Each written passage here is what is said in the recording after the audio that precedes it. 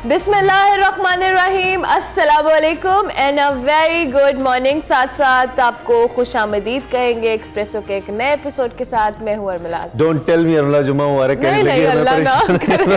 अभी आज मंगल मुबारक, जंगल में मंगल आप ही के दम से। सुमीत के साथ क्या खैरियत से? मैं इमरान हसन हूँ और ये अरमला बता चुकी हैं आपको। डर गए, वो कहते हैं आप जुम्मा मुबारक। मैं खुद परेशान हो गया था, मैंने कहा जुम्मा नहीं है। खैर चले जी, सुमीत के साथ क्या आप खैरियत से? हमारे साथ आज भी अपने दिन का आगाज आप कर चुके हैं या करने वाले हैं, दोनों सूरतों में हमारी बेस्ट विशेस आपके साथ हैं। हमारे साथ दिन का आगाज करने से एक फायदा तो कम से कम आपको जरूर होता है कि हमारी पॉजिटिव एनर्जी हम कोशिश करते हैं कि वो आप तक पहुंचे, और चाहे हम खुद जैसे भी मूड में हो कोशिश करते हैं कि आपके मूड को अच्छा करें। और देखिए अरमला हसन अब ये एक्ट करिए, असल में ये बहुत फ्रेश हैं। मैं बहुत जरूरत से ज्यादा ही फ्रेश हूँ आज, और मैं बिल्कुल इस जोन में नहीं थी, लेकिन स्टिल जी उम्मीद करते हैं एज इमरान सेड कि हम कोशिश करते हैं कि सुबह सुबह पॉजिटिव एनर्जी टीवी स्क्रीन की कहीं से ले ही आए, हाँ लेकर आए, और टीवी स्क्रीन के थ्रू आप लोगों तक मुंतकिल करें। ये बड़ा जरूरी होता है सुबह सुबह अच्छी वाइब्स, अच्छी एनर्जीज आपके इर्द गिर्द होना, और उससे अपने दिन का स्टार्ट करना it's very important. It's important. Dry सर्दी है, अपने आप को बचाइए, अपने आप को कवर रखिए। और एक मैसेज जो मैं बहुत दिनों से, कोई 3-4 दिनों से मुझे शो के बाद याद आ रहा था, वो ये था कि आपके ऐसी चीजें जो आप इस्तेमाल नहीं कर रहे, आपकी जरूरत की नहीं है, जैसे कि आपके कपड़े हैं, जूते हैं या पिछले सीजन के हैं, तो वो किसी गरीब को या अपने किसी रिश्तेदार को दे दीजिए ताकि वो उनके इस्तेमाल में आ जाए। ये बड़ी अच्छी हैबिट है कि हर मौसम चेंज होने से पहले आप अपने वार्डरोब को जरूर क्लेंस करें। उसके अंदर से जो एक्स्ट्रा चीजें जो आपके इस्तेमाल में नहीं है, आप अपनी इस्तेमाल की चीजें भी दे सकते हैं। आपको ट्रस्ट में बड़ा अच्छा लगेगा। ये वार्डरोब की सफाई ना हर सीजन से पहले बड़ी जरूरी है, बहुत इंपॉर्टेंट है। खैर जी, हम प्रोग्राम का बाकायदा आगाज करते हैं। वक्त कम और मुकाबला सख्त। कल एक अहम खबर आई थी, हम प्रोग्राम में जाते जाते आपको देकर गए थे, उस पर फर्दर डेवलपमेंट हुई है, तो हमने कहा कि इसी से हम आगाज करें। अच्छी खबर नहीं है एक दफा फिर जो भारत से आ रही है। 5 अगस्त 2019 आपको याद होगा, मोदी हुकूमत ने भारतीय आइन की शिक 370 के खात्मे का ऐलान किया था, जिसके तहत जो मकबूजा जम्मू कश्मीर है इसको नीम खुद मुख्तार हैसियत और उसके खुसूसी इख्तियारात हासिल हैं। जो मोदी हुकूमत है उसकी जाबिराना कानून साजी को मकबूजा कश्मीर की जो मुख्तलिफ सियासी जमातें हैं उन्होंने भारतीय सुप्रीम कोर्ट में चैलेंज किया था। दूसरी जानिब जो भारतीय सुप्रीम कोर्ट है उसने मकबूजा कश्मीर को भारत का अटूट अंग करार देते हुए जो हैसियत है, इसकी खुसूसी हैसियत है, उसको ख़त्म करने का इक़दाम दुरुस्त करार दिया है। तमाम जो दरखास्तें दी गई थी उनको मुस्तरद किया है। सुप्रीम कोर्ट ने जो मकबूजा कश्मीर की खुसूसी हैसियत है इसकी बहाली की तमाम दरखास्तें मुस्तरद की हैं। ये अंधा इंसाफ है और ये ऐसा लगता है कि यकतरफा है, और बिल्कुल ऐसा लगता है कि जो भारतीय इंतहा पसंद है उनके सामने झुक गई है भारत की सुप्रीम कोर्ट। कोई इंसाफ नजर नहीं आ रहा है यहाँ पे। बिल्कुल, मोदी हुकूमत को मकबूजा कश्मीर की जो खुसूसी हैसियत की मनसूखी का फैसला बरकरार रखा गया है। भारतीय चीफ जस्टिस ने फैसला सुनाते हुए कहा कि भारत को तस्लीम करने के बाद जम्मू कश्मीर की कोई अंदरूनी खुद मुख्तारी नहीं रखता। आर्टिकल 370 आर्जी था, और आइन का जो आर्टिकल है एक और 370 के मुताबिक जो जम्मू कश्मीर है वो भारत का अहम हिस्सा है। फैसले में यह भी कहा गया है कि जम्मू कश्मीर असेंबली का मकसद बॉडी बनाना नहीं था। आर्टिकल 370 जम्मू कश्मीर की शमूलियत को मुंजमद नहीं करता। सुप्रीम कोर्ट ने जी इलेक्शन कमीशन को 30 सितंबर तक वादी में इंतखाबात करवाने का भी हुक्म जारी किया है, जबकि सुप्रीम कोर्ट ने आर्टिकल 370 की मनसूखी के खिलाफ दरखास्तों पर फैसला 5 सितंबर को महफूज किया था, और दरख्वास्त गुजारों ने भारतीय सुप्रीम कोर्ट से मकबूजा कश्मीर की खुसूसी हैसियत और आर्टिकल 370 बहाल करने की इस्तदा की थी, और ये सारा फैसला कल सुप्रीम कोर्ट की जानिब से आया है। दिलचस्प सूरत-ए-हाल है। क्या अक़वाम मुत्तहिदा की करारदादों को पसे पुश डाल दिया गया? क्या वो सभी कश्मीरी, हर 7 कश्मीरियों के ऊपर एक फौजी, जहाँ पे 7 लाख से जायद फौज जहाँ पे है, क्या उन कश्मीरियों का कोई हक नहीं है? क्या उनकी कोई राय नहीं है? क्या उनकी कोई बात नहीं है? भारत किस मुंह से डेमोक्रेटिक होने का या डेमोक्रेसी का दावा करता है? दुनिया के सामने इसकी कली खुल रही है, और वो वक्त दूर नहीं जब कश्मीरी इस तस्वाब राय के जरिए खुद फैसला करेंगे कि वो किस हैसियत में रहना चाहते हैं। बहरहाल ये फैसला बहुत ही बुरा फैसला है, तारीख में स्याह कहना चाहिए फैसलों में से एक फैसला है, तो हमने कहा कि हम इसका जिक्र करें। प्रोग्राम का बाकायदा आगाज तो हमने किया ही है, अब हम पाकिस्तान की सियासत में भी बात कर लेते हैं। आज की बड़ी खबर,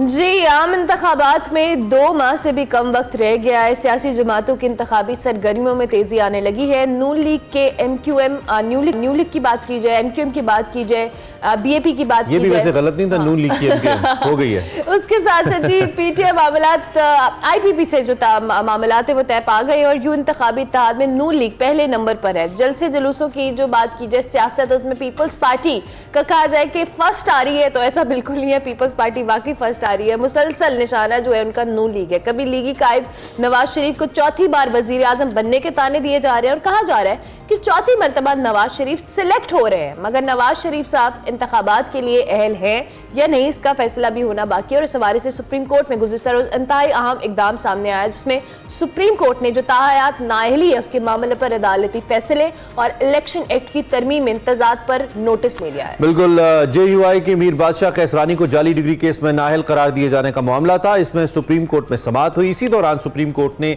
जो ताहयात नाअहली है उससे मुताल्लिक ये नोटिस लिया। ताहयात नाअहली की मुद्दत के तयन के मामले को सुप्रीम कोर्ट ने लार्जर बेंच के सामने मुकर्रर करने और जो जजेस कमेटी है उनको ये मामला इरसाल किया है। इस केस की समाअत अब जनवरी 2024 में होगी, यानी कि अगले महीने में होगी।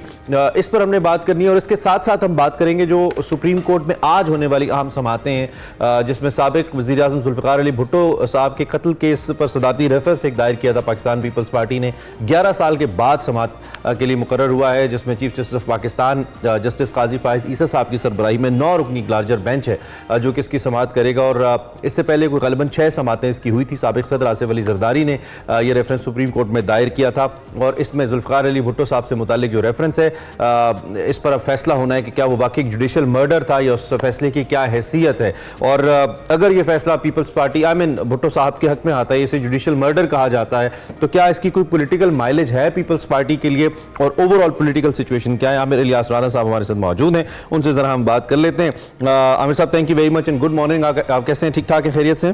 जी बिल्कुल, अल्लाह का शुक्र। अच्छा, सबसे पहले तो हम ये जो इसी फैसले पे बात कर लेते हैं। बड़ा अहम ये केस है, 9 रुकनी लार्जर बेंच है जिसको सुन रहा है। इससे पहले इफ्तिखार चौधरी साहब ने गालिबन 6 समातें की थी, 6 दफ़ा सुना था इस केस को।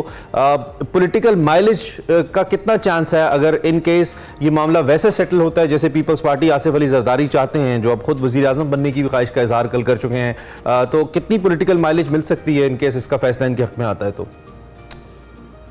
देखें, आसिफ अली जरदारी या बिलावल ख्वाहिश जाहिर करें तो नजर आता है कि वो एक बड़ी पार्टी हैं और वो कैंडिडेट्स भी बहुत सारे लाएंगे। यहाँ तो मौलाना फजलुर रहमान के तर्जुमान कहते हैं हमने ऐवान सदर जाना है, तो ख्वाहिशात की तो कोई पाबंदी नहीं है किसी पे। हाँ, सुप्रीम कोर्ट हिस्ट्री को दुरुस्त करने जा रही है, ये बहुत अच्छी बात है। जो इफ्तिखार चौधरी साहब ने उस वक्त जो आपने बताया 6 समाअत करके और फिर ये तारीख के उस ताक में रख दिया गया जिसको देखने के लिए सुप्रीम कोर्ट खुद तैयार नहीं थी और बारहा कहा गया। क्योंकि यहाँ पे हमारे चीफ जस्टिस थे उमर अता बंदयाल साहब, वो जब स्पीकर आए तो कहते हैं आइन दस्तक देने आया है। तो जो एक साबिक चीफ जस्टिस आसिफ खोसा, उनके सुसर साबिक चीफ जस्टिस नसीम हसन शाह, जिन्होंने ये इकरार किया कि उन्होंने दबाव में भुट्टो को फांसी दी थी। हम तो वो थे ना जो पढ़ के ये आए थे कि ये भुट्टो कातिल था, फलां था। बहुत सारी चीजें हमें वक्त के साथ साथ दुरुस्त होती हुई और दुरुस्त हालात पता चलते हैं कि निसाब में आपको क्या पढ़ाया जा रहा है, किताब में क्या पढ़ाया जा रहा है। जिस तरह मैं कहता हूँ सुप्रीम कोर्ट में आईनी और तशरीही मतलब वो आइन और कानून की बजाय तशरीही और पंचायती आइन चला रहे थे उमर अता बंदयाल साहब। तो अब ये जो फाइज साहब ने लगा दिया, बेहतरीन फैसला है। जाहिर है कि भुट्टो तो चले गए, फांसी हो गई, लेकिन तारीख को तो दुरुस्त कर दे कि जब फौजी मार्शला हो और किस किस्म के जबर से फैसले दिलवाए जाते हैं उसको दुरुस्त कर देना चाहिए। जिस तरह अगर आपका सवाल भी होगा, यकीनन ये जो अभी आपने चीफ जस्टिस की तरफ से जो नोटिस लिया गया 62(1)(f) का, देखें वो भी एक हिस्ट्री दुरुस्त करने की बात है। क्योंकि वहां पे एक शख्स जिसका नाम नवाज शरीफ है उसको निशाना बनाने का फैसला किया गया था और उस वक्त एस्टैब्लिशमेंट और अदलिया ने तय किया था कि इसको हमने नहीं रहने देनी। बेशक 1 साल पहले ये फैसला प्रेडिक्ट इंडिया में कर दिया गया था, यानी कि उनके पास चीजें पहुंच गई थी कि क्या हम लोग करने जा रहे हैं और हम सीक्वेंस वाइज 16 से 17 में गए और उनको नाअहल किया गया, क्योंकि फरमाइश ये थी कि इसको नाअहल भी करो, इसे जेल में भी डालो, वरना मेरा इलेक्शन नहीं बनता। जिस तरह आजकल कह रहे हैं ना कि जी जेल से निकालो, हम बता देंगे, फलां कर देंगे।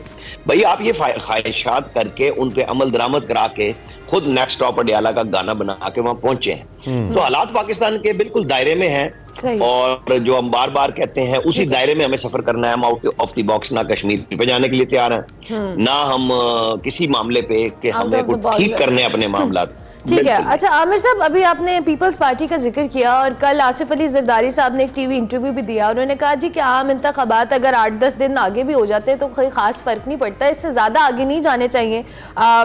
वजीर आज़म मैं बनूंगा या बिलावल बनेगा या तो आने वाला वक्त ही बताएगा। तो ये इंतखाबात आगे करने के हवाले से जो आसिफ अली जरदारी साहब ने एक हल्की सी स्टेटमेंट दी है, ये हल्की ही सी स्टेटमेंट है या ये कोई भारी स्टेटमेंट है? देखें जी, उनकी तो अहलिया अल्लाह को प्यारी हो चुकी हैं, वो तो आके मीडिया में बात कर रहे हैं, और बाकियों के लिए मशवरा चीफ जस्टिस का आपको पता है मौजूद है कि अपने घरों में बात करें। कल चीफ जस्टिस ने और जस्टिस अतहर मिनल्ला ने दोबारा कहा है कि तौहीन अदालत होगी अगर इलेक्शन इसको आगे बढ़ाने की बात की गई। और जहां तक मैं समझता हूं चीफ इलेक्शन कमिश्नर ने रात, आपको पता है 12 बजे तमाम मुल्क के डिस्ट्रिक्ट रिटर्निंग ऑफिसर्स उनकी लिस्टें इशू कर दी हैं। वो इंतखाबी शेड्यूल जो अगले 3 से 4 दिन में, यानी ज्यादा से ज्यादा 16 तारीख तक आ जाएगा, क्योंकि 54 दिन की वो बात करते हैं तो 17 दिन से पोलिंग वो कागजात नामजदगी जमा होने। तो ये काम अपनी जगह पे शुरू है। अब जो लोग रोकेंगे, जब हम 14 मई की बात करते थे वो कौन थे? वो पार्लियामेंट थी कि पैसे नहीं है, वो पैसे भी आ चुके। इलेक्शन तक 8 फरवरी तक जितना खर्चा होना है वो इलेक्शन कमीशन की पॉकेट में है। अब रह गया मुसल्लह अफवाज के ऊपर के वो कितने सिपाही देने से इनकार करते हैं, जबकि उनकी रजामंदी सब चीजें शामिल है। यहाँ पे बहस बहुत हो रही है। जाहिर है जब तक इलेक्शन हो नहीं जाते मैं और आप इस तरह के सवालात सुनते करते रहेंगे, आते रहेंगे। अच्छा जवाब बात भी देते हैं। आमिर साहब, ये मुख्तलिफ सियासी जमातों या सियासी रहनुमाओं के बगल बच्चे जब इंटरव्यूज देना शुरू कर दें प्राइम टाइम के ऊपर डिफरेंट चैनल्स पर, तो उसमें भी एक सिग्नलिंग होती है, एक मैसेज होता है। अभी भी एक सियासी जमात के बगल बच्चे रहे हैं, उन्होंने पुलिस ऑफिसर रहे हैं, उन्होंने एक बयान दिया और उन्होंने बहुत से मामलात में जरदारी साहब को मिलाइन किया। और सिंध के अंदर मामलात में मैं राव अनवार साहब की बात कर रहा हूँ। एक तो ये किस टाइप की सिग्नलिंग है? इसका पीपल्स पार्टी और खासतौर पर सिंध पीपल्स पार्टी की पॉलिटिक्स से कोई ताल्लुक है, या पीपल्स पार्टी की पार्टी पॉलिटिक्स इंटरनल से कोई ताल्लुक है, आपको लगता है ऐसे इंटरव्यूज का? शुक्र है आपने वजाहत से सवाल कर दिया, क्योंकि जहां से आपने सवाल शुरू किया था ना कि एक पार्टी में, भाई दुनिया बोल रही है तो हमारे ऊपर पाबंदी है कि जरदारी साहब का जो बच्चा था, हम भी ना बात करें, थोड़ा सस्पेंस भी रहने दिया करें ना नहीं, जरदारी साहब का बच्चा मोहसिन नकवी भी है। जी जी। जब बहस शुरू होती है तो लोग कहते हैं ना कि जी एक बिलावल है और दूसरा बच्चा वो है, तीसरा बच्चा आके इंटरव्यू दे गया, और फिर बड़े ने अपना इंटरव्यू दे के, आप देख लें उन्होंने कल क्या सिग्नलिंग की है। उन्होंने नवाज शरीफ के खिलाफ बात नहीं की, वो अपना मुकदमा लड़ रहे हैं, उन्हें अपनी सियासत करनी है और वो ठीक जा रहे हैं उस पर। क्योंकि पहले एक बयान दिया, फिर दूसरा बयान दिया, फिर एक इंटरव्यू दिया, फिर कल एक इंटरव्यू दिया, जिसमें बहुत सारी बातें उन्होंने वजाहत से कर दी है कि वो किसी से लड़ना नहीं चाह रहे, वो रास्ता देना और रास्ता लेना चाह रहे हैं, जो मुफाहिमत का रास्ता वो कहते हैं।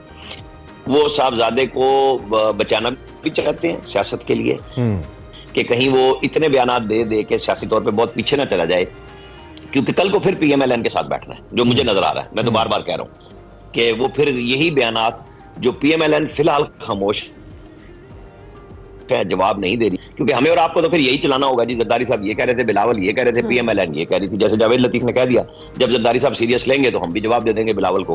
फिलहाल हमें जरूरत नहीं है, वो बचा रहे हैं, क्योंकि उनको भी नजर आ रहा है कि हमें मिलके ही चलना है। और मैं आपको बताऊं, इस मुल्क को चलाने के लिए इलेक्शन तो जरूरी है, लेकिन मिल के जब तक फैसले पाकिस्तान की इक्तिसाद के ऊपर यानी मईशत के ऊपर नहीं करेंगे और उनको पायदार नहीं बनाएंगे। लेकिन आमिर साहब, ये जावेद लतीफ साहब की स्टेटमेंट्स को हम किस तरह सीरियस ले लें? क्योंकि आपको नहीं लगता कि अगर इस वक्त अगर पीपल्स पार्टी में कोई क्राउड पुलर, कोई अट्रैक्शन है कि पीपल्स पार्टी की वोटर के लिए, तो वो जरदारी साहब नहीं हैं, वो बिलावल हैं। और उनके जितने भी मकामी रहनुमा, बहुत को आप भी जानते होंगे या देखते होंगे, वो अगर कैंपेन कर रहे हैं तो वो बिलावल के नाम पे कर रहे हैं। वो प्राइम मिनिस्टर बिलावल की बात करते हैं अपनी कॉर्नर मीटिंग्स के अंदर। तो फिर हम जावेद लतीफ साहब की ये बात कि जब जरदारी साहब सीरियस लेंगे तो हम भी ले लेंगे। इनफैक्ट मसला तो वोटर का है ना, कि वोटर किसको सीरियस लेता है, वोटर के लिए इंपॉर्टेंट कौन है, ना कि जरदारी साहब के लिए। देखें, मरियम नवाज ने जलालपुर जट्टा में 9 तारीख को जलसा किया, एक लफ्ज भी नहीं बोली वो पीपल्स पार्टी पे। फिर आप किसे सीरियस लेंगे? बिलावल मतलब मियां जावेद लतीफ की इस गुफ्तगू को तो ठीक मान लेना इस वक्त तक कि मरियम नवाज भी नहीं बोल रही, पीएमएलएन के लोग जो टॉक शोज में आते हैं वो भी अवॉइड करते हुए थोड़ा बहुत जवाब देते हैं कि इस तरह नहीं जाना चाहिए हमें, क्योंकि उन्होंने एक पॉलिसी बनाई है। हाँ, वो पॉलिसी कब टूटती है, बिलावल साहब कब बहुत ही ज्यादा आगे निकलते हैं, एग्रेसिव होते हैं, हालांकि उनको पता होना चाहिए कि उन्हें जीतना सिंध सही है और उसी तरफ उनका फोकस है। और जरदारी साहब को भी ये पता है कि सिंध उनकी मजबूत तरीन विकेट है और उसी की बुनियाद पे वो तमाम तर सहूलतें और इख्तियारात हासिल करते हैं और उनकी तवज्जो उस तरफ है। वो बिलावल ने नहीं बनाया हुआ, वो फार्चून जो है, पॉलिटिकल फार्चून जो है, वो सारे का सारा आसिफ अली जरदारी का 15 साल से मुरतब करता है और उसको बचाने के लिए वो हर दफा बयान और इंटरव्यू देते हैं और समझाते हैं कि बेटे को मैं संभाल लूंगा, इनको फिलहाल जज्बाती तकरीरें कर लेने दें, क्योंकि अभी तकरीरों का वक्त शुरू होना है और वो होना है इलेक्शन शेड्यूल के बाद जलसों का। ठीक है, वक्त चूंकि कम है तो मैं जरा क्विक चल रहा हूँ। तकरीबन 2 माह हैं बाकी हमारे पास ना, 60 दिन बनते हैं। 60 दिनों में तो 60 हल्के कवर करना भी मुश्किल हो जाता है। मैं टॉप लीडरशिप की बात कर रहा हूं। ये पीएमएलएन जलसे क्यों नहीं कर रही है, अवाम के अंदर क्यों नहीं निकल रही? स्ट्रैटेजी है या मुश्किल है? लोग नहीं आए। मैंने नवाज शरीफ के साथ 96 से 97 तक, और याद रखिएगा 97 में 2 फरवरी या 3 फरवरी को इलेक्शन हुए थे, जब क्लाइमेट भी बहुत अच्छा था और सर्दी बहुत ज्यादा होती थी, और इस पाकिस्तान में इलेक्शन हो गए तो उसमें सर्दी कहीं नहीं आई थी उस वक्त, चाहे अमीर मुकामी कह रहे हो। और वो एक दिन में उस हेलीकॉप्टर पे, जिसका बाद में मुशर्रफ ने वो केस भी बनाया था, जनरल मुशर्रफ ने, अटक किले में हम उसकी समाअत सुनने भी जाते थे, अटक जेल में नहीं, अटक किले में, तो वो दिन में 4-4, 5-5 जलसे करते थे। मैं आपको बताऊं, देखिए जलसे जो है ना लीडरशिप ने, वो ये होता है कि वो पहुंचते हैं और उनकी जो मेजबान मकामी होता है उसके साथ हाथ खड़े किए और तकरीर की, और 20-25 मिनट में ये जाओ और वो जाओ, और अगला हेलीकॉप्टर अगले 25 मिनट में दूसरी जलसागाह में मौजूद होता है। अब आपको मैंने बता दिया 96 और 7 की इंतखाबी कैंपेन, बल्कि वो इंतखाबी कैंपेन हमने रमजान शरीफ में की थी साथ, बतौर, अब मैं बीट रिपोर्टर पीएमएलएन जाता था हर जगह पे और पूरा पाकिस्तान हमने कवर किया था। तो मैंने तो मैं वो जुबानी बात नहीं करता, मैंने अमली तौर पे खुद देखा हुआ है कि ये कोई इशू नहीं है कि आपको जलसे करने हैं ना। और आज सोशल मीडिया भी बहुत वाइब्रेंट है, सबने अपने अपने पैगामात वहां भी देने हैं, और जलसे दिन में 5-5, 6-6 मुमकिन हैं, चाहे छोटा दिन हो जाएंगे। आप और हम देखेंगे जब कैंपेन शुरू होगी, ये करना मुश्किल नहीं है, क्योंकि मैंने तो ये होते हुए देखा। ठीक है, मुश्किल नहीं है कैंपेन करना, ये इजी हो जाएगा। ठीक है, अब इस सारी सियासी जमातों में हम 2 सियासी जमातों को डिस्कस करें। आमिर साहब, एक और सियासी जमात भी है पीटीआई, वो भी इस इलेक्शन का कहीं ना कहीं दूर दराज हिस्सा है, जो कि उनका वोट बैंक तो है लेकिन उनकी लीडरशिप कहीं दाएं बाएं है, उनकी जो स्ट्रगल चल रही है। तो ये इस सारे सिनेरियो के अंदर आप पीटीआई की सियासत को कहां देखते हैं? पीटीआई की सियासत ने जो अपना गड़ा खुद खोता वो 9 मई था, और फिर उसके बाद उनके लीडर इमरान खान के बयानात थे मुसलसल उसके दिफा में कि मुझे पकड़ेंगे कमांडो तो कंटोनमेंट में नहीं जाएंगे तो कहां जाएंगे।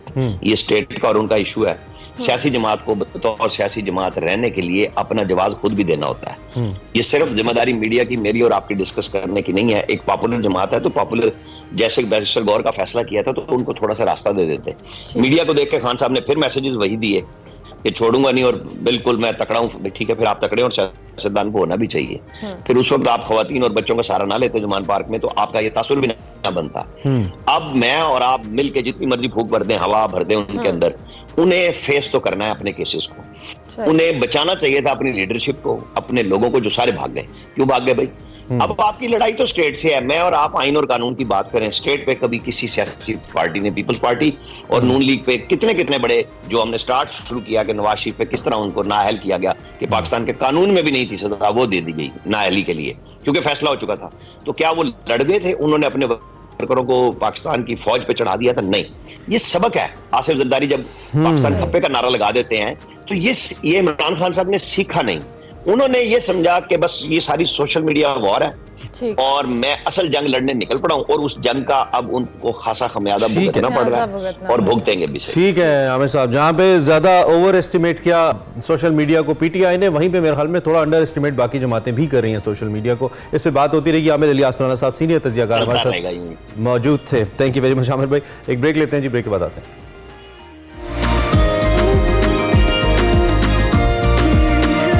Welcome back. वैसे तो सुबह सुबह का वक्त है, आप हो सकता है इस वक्त ओबियसली कहीं बैठ के ही हमें देख रहे होंगे, यूजुअली टीवी पे ऐसे ही होता है, लेकिन जो लोग सड़कों पे निकलते हैं, घर से निकलते हुए देर हो जाती है, और हमने अक्सर ये देखा है, अक्सर क्या देखा है भाई, लाहौर में तो यही है, लेट मी से इट स्ट्रेट, हर शख्स जल्दी में है, हर शख्स को दूसरे को पीछे छोड़ना है, पता नहीं किस बात की जल्दी है।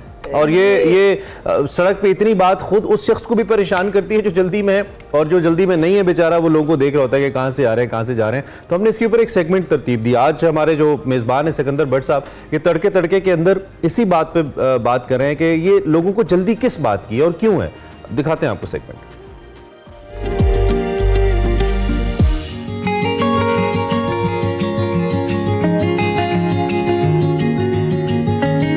काम किसी किसी के पास है यहाँ करने को, मगर यहाँ हर कोई जल्दी में क्यों है। तड़के तड़के एक्सप्रेसो के साथ मैं हूँ सिकंदर भट्ट। आज हम बात करेंगे हमारे माशी हालात और उनके अगेंस्ट हमारे समाजी रवैयों पर। मेरे साथ रहिएगा।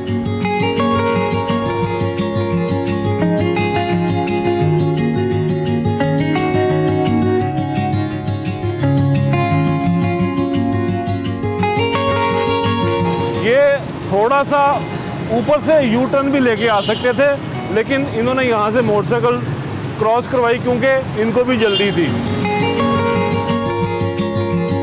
यू टर्न बना हुआ था, आपको जल्दी है कहीं जाने की? जल्दी है, फोन आ रहा है, वो सामने मेरा बंदा खड़ा है, वो कहते जल्दी आओ काम पे जाना है। ये कितनी देर से खड़ा हुआ इधर?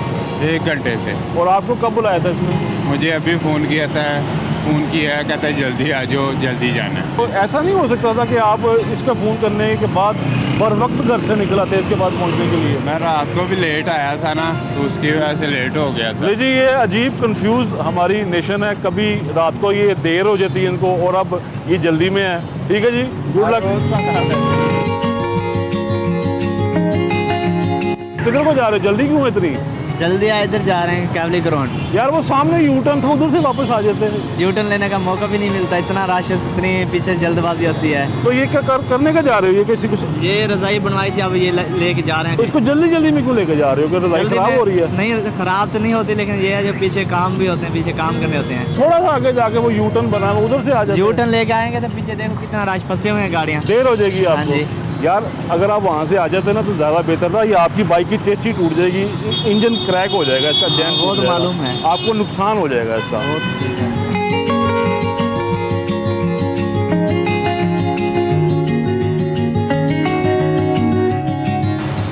आप मेरे पीछे देख सकते हैं कि ये एक गोल चौक है और सिर्फ 100 गज की दूरी पर यहाँ के लिए वापस आने वाली ट्रैफिक का रास्ता है, लेकिन लोगों को ये कबूल नहीं है। वो 100 गज पहले ही यहाँ से टर्न लेके जाए जा रहे हैं। क्यों? इनको जल्दी है। आपने अपनी ज़िंदगी में कोई मुशाहिदा हुआ हो आपको कि किसी बंदे ने जल्दबाजी की हो और उसको नुकसान हुआ हो? कोई ऐसा वाक़या? सर मुझे नुकसान हुआ है कि मैं साइकिल पे आ रहा था, तो वो मोटरसाइकिल मुझे टक्कर मारी, मैं नीचे गिर गया हूँ।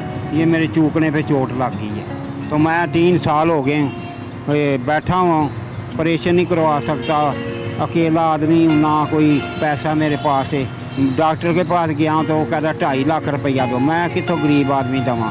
और बच्चों ने भी घर से निकाल दिया, मैं अपनी बेटी के पास आन के रह रहा हूँ। भाई अब बेटी के पास रहता हूँ, आपको पता है कि अभी 1.5 महीना हो गया है। उसके घर से भी मैं अपने भाई के पास जा रहा हूँ, एक ग्रीन टाउन, उसके पास मैं जा रहा हूँ मजबूरी की। मेरे साथ एक बुजुर्गवार आप देख रहे हैं, इनकी औलाद माथे पे आंखें रख चुकी है, इनसे ताल्लुक तोड़ चुकी है और ये 2-2.5 साल से माजूर हैं, ये चल भी नहीं सकते। 3 साल हो गए। 3 साल से ये माजूर हैं, ये चल भी नहीं सकते।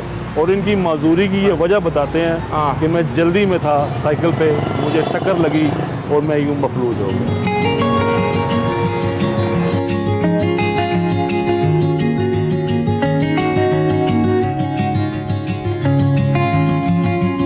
यार ये यूं टर्न आपने इधर से ले लिया, वही चौक का आगे से वाया एमी कोई 50 गज का था, वो उधर से ही आ जाते तो प्रॉपर ड्राइव हो जाती है आपकी। सर जी ਅਸੀਂ ਇੱਥੋਂ ਹੀ ਅਕਸਰ ਮੁੜਨੇ ਆ ਜ਼ਿਆਦਾਤਰ। ਆ ਹੁਣ ਆ ਰਹੇ ਜਿੰਗੀ ਪਿੱਛੇ ਦੇਖ ਲਓ ਤੁਸੀਂ, ਇਹੀ ਇੱਥੋਂ ਮੁੜੇਗਾ ਜੀ। वो भी ਇੱਥੇ ਹੀ ਮੁੜੇਗਾ। 1 ਮਿੰਟ ਸਰ ਵੇਖ ਲਓ ਤੁਸੀਂ, ਉਹ ਵੇਖ ਇੱਥੇ ਹੀ ਮੁੜ। दिखाएं जी, इधर से मुड़ेगा वो दिखाएं। ਮੈਂ ਤੁਹਾਨੂੰ ਦੱਸ ਰਿਹਾ ਸਰ, ਇੱਥੇ ਹੀ ਮੁੜੇਗਾ। अस्तगफिरुल्लाह। ये सर की नोट कर रहे हैं ਤੁਸੀਂ, गलती ये नोट कर रहे हम हैं। सिर्फ ये नोट कर रहे हैं कि हमारे लोगों को ना हर काम में जल्दी होती है। जल्दी गलत कर रहे हैं जल्दी क्यों कर सर, रहे हैं? गलत कर रहे हैं, मगर तू आना चाहिए ਸਾਨੂੰ गलत कर रहे हैं। ये मानते हैं कि हम गलत कर रहे हैं, लेकिन बहरहाल ये कर रहे हैं।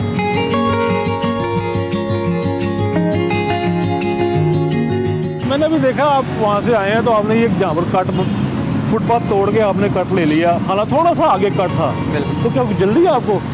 नहीं सर, जल्दी तो नहीं थी, बस वो सभी आ रहे थे तो मैंने कहा मैं भी चला। सभी जा रहे थे तो आपने कहा मैं भी चला जाऊँ? जी सर। जल्दी में तो नुकसान होता है ना बेटा। जी सर, ये पाकिस्तान है, जो भी पहले चल जाता है तो उनके पीछे सारे जाते हैं। पाकिस्तान का क्या कसूर है यार इसमें? पाकिस्तान तो आप हो। हाँ जी, मैं भी हूँ। तो कसूर तो फिर बेटा आपका है ना। बिल्कुल गलती मेरी है, बस मैं चला गया तो मेरी गलती है। मैं तो अंदर मैं इंटर हूँ ग्राफिक डिज़ाइनर की, तो मेरी जल्दी इसलिए थी कि मैं अंदर जाके अंदर बैठ जाऊँ काम सीखने के लिए। मैं क्योंकि थोड़ा सा बाहर का काम ही करता हूँ जॉब के लिए, तो इसलिए मुझे जल्दी थी। इन भाई साहब को ग्राफिक डिज़ाइनर बनने की जल्दी है।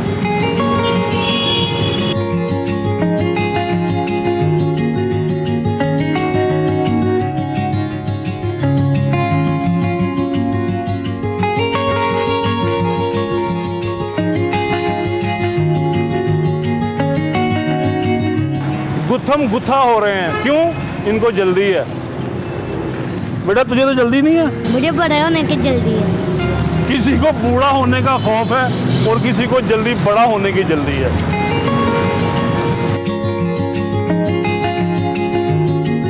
आजो आजो आजो, मैं क्या भजन थोड़ा जाके काटा गाली उधरों आ जाते। सारी दुनिया करे जा रही है, करा काम सही हो रहा है। सारी दुनिया को तो आप ही तो ठीक करना ना। आप तो बस मेरा यही गल आ गई ना। चलो जी, गलती को रवाज माना जाता है इस मुल्क में। भाई गलतियां मान रहे हैं, गलती कोई ना साहब दुनिया करे था। आपने गलती मान ली तो आइंदा ना करने का भी इरादा कर लिया इंशाल्लाह।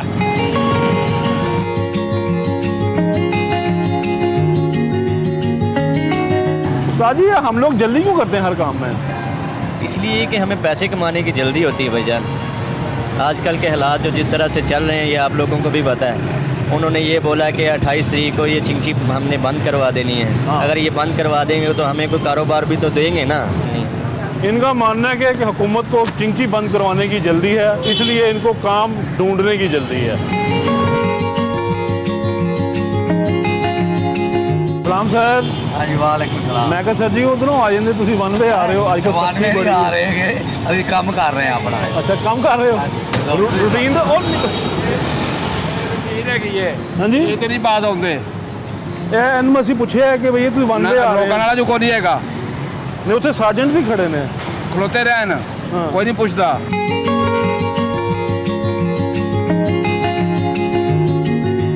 ये देखें जी, इन लोगों को जल्दी इतनी है कि ट्रेन के आने का भी इंतज़ार नहीं होता, और मजबूर ये इतने हैं कि दो दो नौकरियों पर भी इन्हिसार नहीं होता।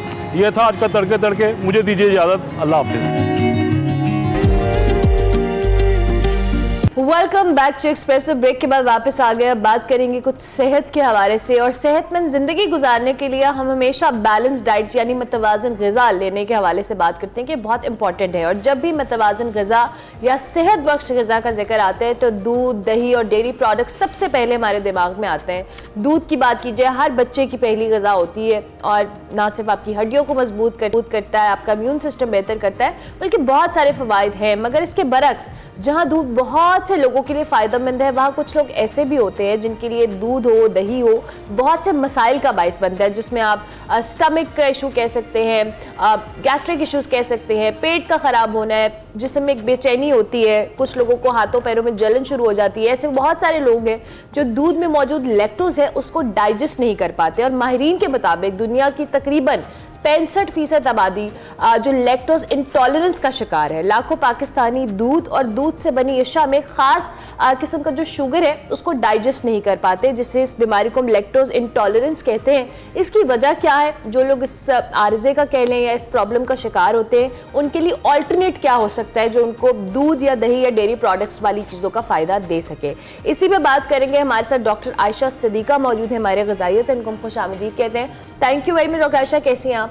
अल्हम्दुलिल्लाह बिल्कुल ठीक। डॉक्टर आयशा, हम सबसे पहले तो इस टर्म की बात करें, लैक्टोज इंटॉलरेंस। थोड़ा सा मैंने एक्सप्लेन किया, लेकिन हम चाहेंगे आप इसको बेहतर तौर पर हमारे देखने वालों के लिए एक्सप्लेन करते हैं। बिल्कुल। अच्छा, दूध और दूध से बनी हुई जितनी चीज़ें होती हैं उनके अंदर एक नेचुरली शुगर मौजूद होती है जिसे हम लैक्टोज कहते हैं, ठीक है। तो अगर हम इसकी बात करें कि कोई ऐसे एंजाइम्स होते हैं जो बॉडी के अंदर मौजूद होते हैं कि जो उन शुगर को ब्रेक डाउन करके सिंपलर फॉर्म में कन्वर्ट करते हैं ताकि आपकी बॉडी उसे ईजिली डाइजेस्ट कर सके। तो बाज़ औक़ात कुछ ऐसे लोग भी होते हैं कि जिनके अंदर पैदाइशी तौर के ऊपर वो एंजाइम की प्रोडक्शन नहीं हो रही होती या कम हो रही होती है, जिसकी वजह से जब भी वो दूध या दूध से बनी हुई चीज़ें या वो चीज़ें जिसमें लैक्टोज मौजूद होता है वो उसको ईज़िली डाइजेस्ट नहीं कर पाते।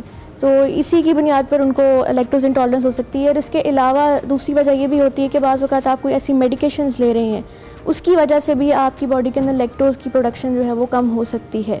तो ये भी एक वजह हो सकती है लैक्टोज इंटॉलरेंस की। ठीक है, एज फैक्टर इसमें कितना है और किस एज के लोग ज़्यादा इससे मुतासिर होते हैं या कोई भी एज हो सकती है? अगर आपको पैदाइशी तौर पे ये मसला है तो जाहिर बात है कि आपको ये बचपन से ये इशू होगा और ये 2 साल के बाद आपको जो है वो इसकी सिम्टम्स आहिस्ता आहिस्ता नज़र आना शुरू हो जाती हैं। अच्छा, बच्चे के अंदर सिम्टम्स बताइएगा क्या होते हैं? सिम्टम्स में सिंपली ये होता है कि आप अगर दूध या जाहिर बात है जो बच्चा है उसकी बेसिक ग़िज़ा ही दूध होती है, वो सबसे पहले अगर दूध ले रहा है तो उसको डाइजेस्ट नहीं कर पाता, उसको हर तरह की सिम्टम्स जैसे गैस्ट्रिक सिम्टम्स हैं, उसको गैस या ब्लॉटिंग वगैरह की सिम्टम्स का सामना करना पड़ता है। या फिर बाज़ औक़ात ऐसा होता है कि वो अगर कोई दूध या दूध से बनी हुई चीज़ें ले रहा है तो उसको वॉमिटिंग या डायरिया वगैरह जैसी सिम्टम्स भी फेस करना पड़ सकती हैं। ये सिम्टम्स तो नॉर्मल है, then how would we determine कि ये लैक्टोज इंटॉलरेंस की वजह से हो रहा है? बिल्कुल, बाज़ औक़ात ऐसा होता है कि अगर कोई टेम्परेरी रीज़न की वजह से ऐसा हो रहा है तो फिर ये सिम्टम्स कुछ अर्से तक रहती हैं और उसके बाद ये आहिस्ता आहिस्ता खुद ही रिजॉल्व हो जाती हैं। लेकिन अगर ये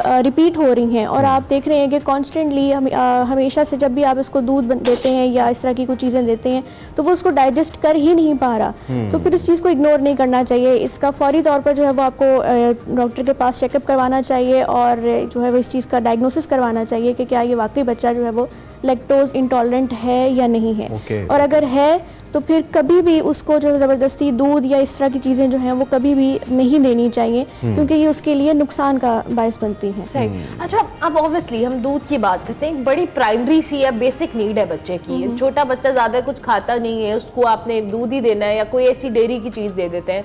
अब बच्चा लैक्टोज इंटॉलरेंट है, उसका ऑल्टरनेट क्या हो सकता है जो उसकी ग़िज़ाइयत को भी पूरा करे और उसको डाइजेस्ट भी हो जाए? लकीली अब पाकिस्तान में भी और इंटरनेशनल लेवल के ऊपर भी काफ़ी ज़्यादा लैक्टोज इंटॉलरेंस जो है वो मिल्क प्रोडक्ट जो है वो पैदा होना शुरू हो गई हैं, बनाना शुरू कर दी गई हैं। तो इट्स बेटर कि आप फौरी तौर पर उन पर कन्वर्ट हो जाएं और उनकी प्राइजेस भी आहिस्ता आहिस्ता जो है वो इकनॉमिकल करना शुरू कर दी गई हैं क्योंकि ये चीज़ बहुत ज़्यादा प्रेवलेंट है और बहुत ज़्यादा लोग जो है वो इस चीज़ का सामना कर रहे हैं। एक तो ये चीज़ है। दूसरा, अगर आप इसके कोई अल्टरनेट सोर्सेज की बात करते हैं तो आप कोकोनट मिल्क यूज़ कर सकते हैं। कोकोनट मिल्क जो है वो एक बेहतरीन सोर्स है, उसके अंदर आपको लैक्टोज़ की जो अमाउंट है वो लिमिटेड होती है, वो आप इजीली डाइजेस्ट भी कर सकते हैं। इसके अलावा सोया मिल्क है वो भी आप कंज्यूम कर सकते हैं। अगर थोड़ी बड़ी एज के बच्चे हैं तो आप उनको वो चीज़ें भी दे सकते हैं। अगर आपने कोई दलिया वगैरह बना के देना है या कोई भी ऐसी चीज़ देनी है जिसमें दूध इस्तेमाल हो रहा है तो आप उसमें सोया मिल्क या कोकोनट मिल्क वगैरह दे सकते हैं। एक थोड़ा सा कन्फ्यूजन ये कि क्या बाय बर्थ ही कोई बच्चा इसको ऐसा है कि लेके चलता है या डेवलप भी होती है, और इनकेस अगर ये डेवलप होती है तो फिर इस पे क्वालिटी ऑफ मिल्क पे किस हद तक डिपेंड करता है, वो जो दूध कंज्यूम करे उस पे किस हद तक डिपेंड करता है इस बीमारी का होना? जैसे मैंने आपको बताया कि 2 तरह की इसकी जो मेन टाइप्स हैं लैक्टोज इंटॉलरेंस की, उसकी 2 टाइप्स हैं, एक प्राइमरी और एक सेकेंडरी। ठीक है, प्राइमरी के अंदर तो ये है कि आपको बाय बर्थ ही ये चीज़ जो है वो फेस करना पड़ती है। ठीक है, बाय बर्थ ही आपकी बॉडी में वो एंजाइम ही नहीं बन रहा जिसने लैक्टोज को डाइजेस्ट करना है। ठीक है, तो अगर तो ये रीज़न है तो फिर तो आप सारी ज़िंदगी जो है वो मिल्क प्रोडक्ट्स कंज्यूम कर ही नहीं सकते, आपको उसके अल्टरनेट ही यूज़ करने होते हैं क्योंकि इसका कोई परमानेंट इलाज ही नहीं है। ठीक है, और अगर सेकेंडरी की बात करें तो सेकेंडरी जो है वो एक्यूट किसी भी इलनेस की वजह से या कोई मेडिकेशंस वगैरह अगर आप यूज़ कर रहे हैं तो आपको एक टेम्परेरी फेज़ में जो इस तरह की सिम्टम्स का सामना करना पड़ सकता है। छोटे बच्चे बाजू का दूध निकाल देते हैं, माँ का दूध पीते हैं, ये इसका ताल्लुक भी उसी से या ये मुख्तलिफ चीज़ है? बिल्कुल हो सकता है इसका ताल्लुक भी। अगर आप देख रहे हैं कि ये सिम्टम्स बार बार रिपीट हो रही हैं और बच्चा जो है वो दूध पीने के फ़ौरन बाद जो है वो गैस की या फिर उसको मुसलसल जो है डायरिया की शिकायत रहती है, तो इस तरह की अगर प्रॉब्लम्स वो फेस कर रहा है तो कभी भी इन चीज़ों को इग्नोर नहीं करना चाहिए क्योंकि ये एक बहुत इंपॉर्टेंट और एक बहुत स्वेयर इशू है। अगर आप उसको परमानेंटली वो चीज़ दे रहे हैं तो उसका डाइजेस्टिव सिस्टम तबाह हो रहा होगा इस तरह से। तो इट्स बेटर कि आप उससे जो है वो उसी वक्त जो है वो अवॉइड करें दूध वगैरह देना और शिफ्ट करके उसे ऑल्टरनेट सोर्सेज के ऊपर। अच्छा, बच्चों के हवाले से मैं इसलिए बार बार कह रही हूँ कि बेसिक चीज़ बच्चों के लिए, बड़े शायद फिर कोई ना कोई चीज़ ऑल्टरनेट आप उसको कंज्यूम कर सकते हैं। अब जिन बच्चों को ये प्रॉब्लम है, ऑब्वियसली सिर्फ दूध नहीं है, डेयरी प्रोडक्ट्स हैं, मुख्तलिफ चीज़ें हैं जो बच्चे खाते हैं, चॉकलेट्स हैं, दीगर चीज़ें हैं, उन सब में कुछ ना कुछ ऐसी चीज़ इन्वॉल्व है।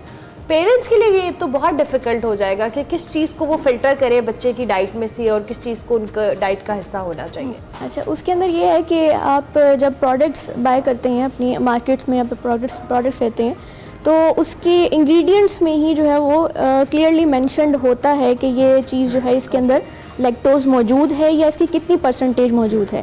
अब ये हर बच्चे की कंडीशन पे डिपेंड करता है। बाज़ औक़ात कुछ ऐसे बच्चे भी होते हैं कि जिनके अंदर लैक्टेज़ की जो एंजाइम है जिसने लैक्टोज को ब्रेक डाउन करना है, उसकी प्रोडक्शन बहुत कम हो रही होती है, लेकिन हो रही होती है प्रोडक्शन, ठीक है। तो उसकी परसेंटेज के अकॉर्डिंग आप उसको कुछ ऐसी प्रोडक्ट्स भी दे सकते हैं कि जिसके अंदर कम से कम लैक्टोज मौजूद हो, वो डाइजेस्ट कर सके, बिल्कुल ठीक है। और अगर कोई ऐसा बच्चा है कि जिसके अंदर लैक्टेज की प्रोडक्शन हो ही नहीं रही, तो फिर उसके लिए होता है कि कुछ सप्लीमेंट्स होते हैं, कुछ मेडिकेशंस होती हैं, आप जी बिल्कुल आप उसको आर्टिफिशियली दे सकते हैं बॉडी में। Thank you very much doctor Ayesha, बहुत शुक्रिया कि आपने इतने इंपॉर्टेंट टॉपिक के ऊपर बात की। जी, लैक्टोज इंटॉलरेंस के ऊपर हम बात थे। 65% आबादी इसका शिकार है, लेकिन फॉर्चुनेटली पाकिस्तान के अंदर या दुनिया भर में इसकी ऑल्टरनेट चीज़ें अवेलेबल है। कोकोनट मिल्क के हवाले से डॉक्टर आयशा ने सजेस्ट किया, सो बड़ा हेल्पफुल डिस्कशन रही। बच्चे को ऑब्जर्व करें, अगर बच्चा कुछ ऐसा कर रहा है, आप उसको दूध दे रहे हैं, वो कुछ रिएक्शनरी बिहेवियर है किसी भी हवाले से, तो उसका चेकअप ज़रूरी है। उसको लाइट नहीं लेना, वरना डॉक्टर साहब ने कहा कि वो जो उसका digestive system it will hurt it. So आगे बढ़ते हैं, उम्मीद है कुछ फ़ायदा हुआ होगा आपको इस मौजू से। थोड़ी सी क्रिकेट की बात करके ब्रेक लेंगे। पाकिस्तान वुमेन टीम के बारे में आपको पता है कि T20 सीरीज़ में उसने तारीख रकम की है, और ये तारीख रकम करने के बाद जो न्यूजीलैंड के खिलाफ वनडे सीरीज़ है, इस पर अब कौमी टीम की नज़रें हैं। हम पाकिस्तान और न्यूजीलैंड विमेन टीम्स की बात कर रहे हैं। एक रोज़ा सीरीज़ का जो आगाज़ है वो आज से होना है। पाकिस्तान टीम की कप्तान निदा डार और कीवी कैप्टन सोफी डिवाइन ने क्वींसटाउन के सर्द पहाड़ी इलाके पर जाकर इस ट्रॉफी की रुनमाई की। उसके कुछ मनाजिर हैं, we can see our captain, और हमें कीवी कैप्टन भी नज़र आ रही हैं। कौमी टीम के खिलाड़ियों ने जॉन डेविस ओवल में जमकर प्रैक्टिस भी की इस मौके पर, और टीम की जो बैटिंग कोच है तौफीक उमर साहब, पाकिस्तान के ओपनिंग बैटर रहे हैं, बड़े ज़बरदस्त।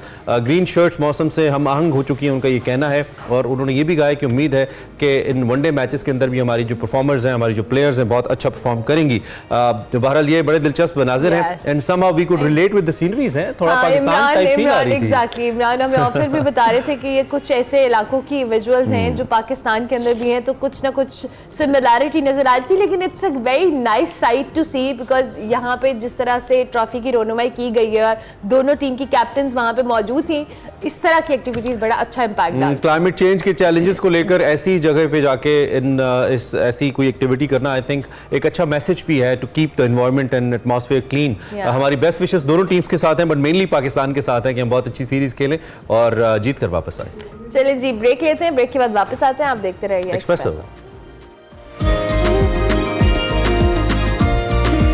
Welcome back to Expresso. Programme के दूसरे हिस्से में आपको खुश आमदीद कहेंगे, और आज हमारे किचन में रौनक आ गई है। अब हम खाना खाएंगे इस शो के बाद, और खाने के लिए अहमद हमाद हमारे साथ मौजूद है। अहमद, अस्सलाम वालेकुम। वालेकुम अस्सलाम, अल्लाह का शुक्र, मैं ठीक हूँ, आप सुनाएं। अहमद, क्या बना रहे हैं आज आप? आज हम बना रहे हैं पॉपकॉर्न चिकन। स्नैक आइटम है और इजी टू मेक है, सस्ती है, तो हम घर में बना सकते हैं। कितनी सस्ती है?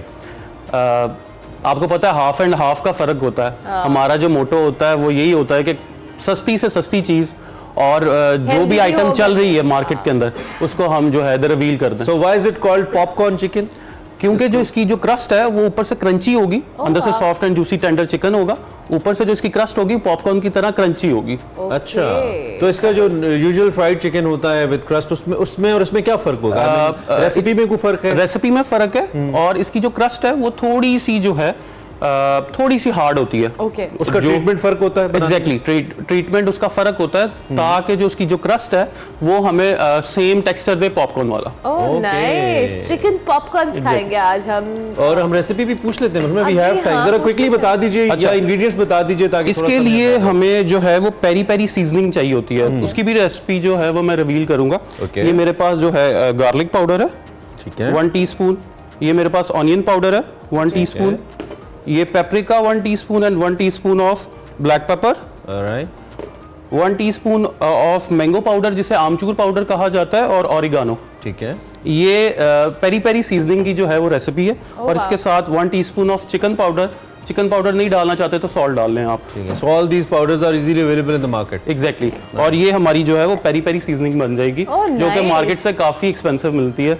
ये हम जो है सीक्रेट रेसिपी है हमाद की जो उन्होंने हमें बता दी है और इसको आप ब्लेंड करेंगे एंड यू विल। बहुत से रेस्टोरेंट तो इसके ऊपर चल रहे हैं। हाँ बिल्कुल, दे आर सेलिंग दिस। और ये देखें हमारी पेरी पेरी सीजनिंग जो है वो रेडी हो गई है। नाइस।